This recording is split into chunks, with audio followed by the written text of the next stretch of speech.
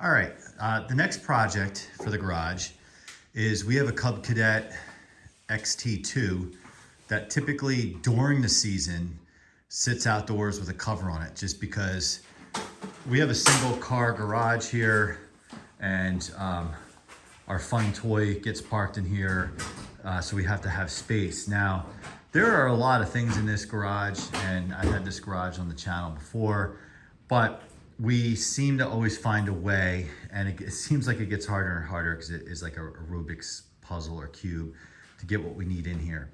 So in previous years, I removed the rear bagger, which I only use during leaf season on the tractor, and store that elsewhere to make the tractor shorter. And then we pull it into this corner where this door is that just leads outside. Fortunately, the door becomes useless during the winter season, but then again, we're not really leaving it open for air. And what we're gonna attempt to do is take that generator, move it up here where it's accessible, and then we're probably about one push mower too many, maybe not, maybe not.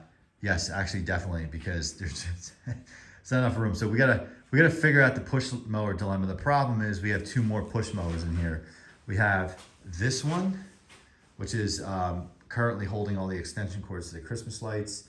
And then we have this guy here who is a mystery work in progress, which we've talked about in other videos. I don't know if it's a diaphragm carb thing that I keep messing with. I just can't get right. Still waiting for YouTubers to point me in the right direction on that. There is a video where I call for help, still need help. But then we have possibly this space here. That fan has a blown thermal fuse, which we can stash that anywhere. That's a garage project we'll work on. But the key to all of this might be somehow, some way sticking a lawnmower in here. That could be it. And then, and then it becomes a puzzle. So hang on and we will check back. Wish us luck. All right, so we cleared out, step one, we cleared out that side, basically putting everything over here. And then we will, next step after we get that swept out is bring him in. Well, we gotta uncover him and take off the bagger, which is, say what we want about Cub Cadet, but the design of removing those is so simple, really easy. But the key is all it has to go in, and then he has to go in and under his cover and battery tender. So stay tuned if we can make it happen, or there might be a yard sale. Just kidding. All right, so here's the XT2 that we got to get in the garage. We're taking off the grass catcher, which is easy as I talked about, but what I did was I popped the hood because I keep dryer sheets under here, and just for the heck of it, we noticed that there was like a pileup of grass under here, and what I hope that is not a nest, but the irony is there was a dryer sheet laying on top of that, so hopefully it's just some grass that's kind of made its way in there, but we're just being double sure. And the interesting thing is there's three screws on top, but because there's a lip in this piece, you have to actually take off the shroud to get to it. What a headache. But I think this is the Chinese motor. So here he goes. All right, so we are gonna work on that and we'll go from there. All right, so we have the tractor back together. We have the bagger off. The bagger's stored. Because we have a lot of items in the basement is a little disarray right now because of the Christmas decorating, which go check out those videos if you want an idea of what I'm talking about. And then we have the deck furniture away in the basement. We have a large basement, but we like to use part of it as a usable space for a home gym, a couple workspaces. So what I did with the bagger is I took the cart to the tractor, which is we keep outside. It's one of those plastic rubber carts or whatever, Cub Cadet carts.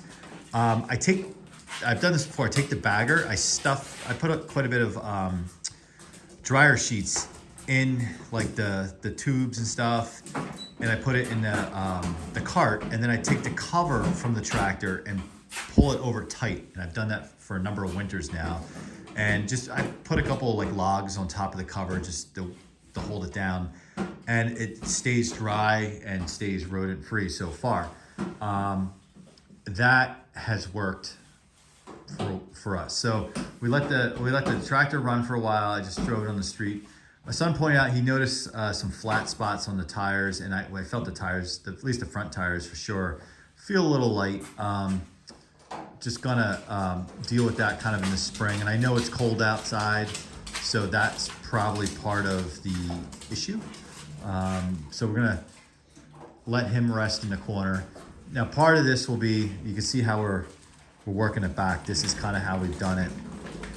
We've also, in a way, I know it's a little ghetto, but because the tractor does not come out at all in the winter, we tend to put it, kind of almost use it as a workbench, not a workbench, but as a storage bench. I run a piece of shelf over top of the seat and across the steering wheel. And I'm not saying we pile stuff on it, but just some light items to cast off to the side that we don't really need.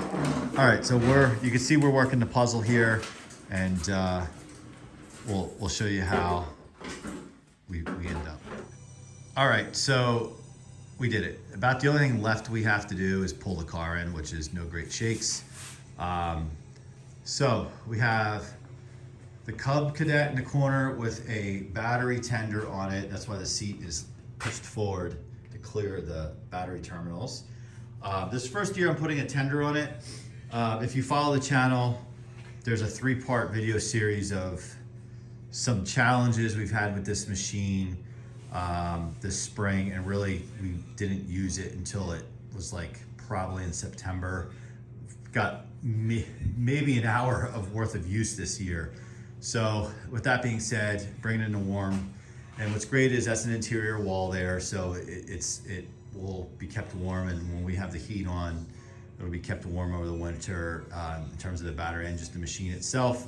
You know, this is a very capable machine, but I gotta say I've been disappointed by kind of its reliability with what we went through this year. When I was a kid, we had a Honda tractor, which they don't make anymore. And I think it was a 3813. It was the air-cooled one. My parents had it for 15 years. Used it on 2 acres, and then they moved and they used it. It was actually undersized for the type property we had, but it soldiered on no problem. All right. So you can see some random pieces of wood and our sawhorses against the wall. It's kind of where they live anyway, just out of the way. That insulation, if you also follow the channel, we took a 1995 Lincoln Town Car, replaced the underhood insulation. That's the old piece. I haven't discarded it yet. So that's just a matter of time before it gets discarded. It's just kind of a placeholder there. It's insulation, so just put it up against the door. The 2 green lawnmowers, that's where they lived last year. So that we kept that the same. We folded the handlebars down to give us a little more clearance. The generator, same spot, accessible. So when the car's in here, you can still fold the handle out and pull it out and use it should there be a power outage. However, with solar panels, battery backup, it would have to be a significant outage. So that generator at some point may get removed from here. Then this is the difference. We have a Honda double stack here. This was my son's idea. It worked out quite well. We took an old piece of shelf, which we have some scrap we've had for years, put it on top of the generator. Normally we just throw like the air compressor, which is tucked in that corner, and like a socket set on top. But we put that up. The bungee's there. It doesn't need to be there really after we all said and done. It's not going anywhere, but that is good. And then we didn't touch anything over here. This was all the same. But as projects get worked on this winter, stuff will get out of here. But we did it. We basically also have, unless we start building lawnmower shelves, which is a conversation we've had. We talked about building a temporary lawnmower shelf, like a double or triple decker off this movable cart. just for storage, but we didn't need to do that. This area here, there's stuff loosely put in here. We could absolutely use that spot, and I thought that's where we were going to have to end up going this time around. And if we ultimately, for whatever reason, we decide not to keep that Honda up there, we could put the Honda in this corner and put some of these items on top of the generator. But then, you know, these are kind of tools and things he uses, so it's kind of good to keep them by the tool bench. Last step is just gonna tidy up the tool bench, which I like to keep the top pretty clean. You know, it's just organized. And sometimes when you're doing little projects like this, moving stuff around, you throw stuff there. So that's it. And next step, the heater's tucked away. Next step will be to put the car in, put the battery tender and cover on it, and we'll be good.